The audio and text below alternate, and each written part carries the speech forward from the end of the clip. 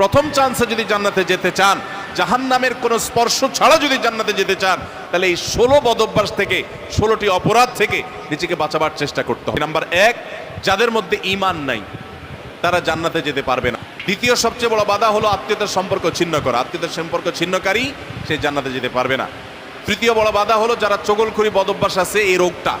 চতুর্থ, প্রতিবেশীকে কষ্ট দেওয়ার রোগ যাদের আছে।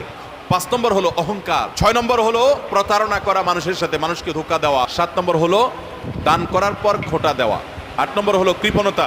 9 নম্বর হলো ঘুষ দেওয়া নেওয়া। 10 নম্বর হলো মা বাবার নাফরমানি করা, মা বাবার অবাধ্য হওয়া, মা বাবার অসম্মান করা। 11 নম্বর হলো মাদক আসক্ত হওয়া।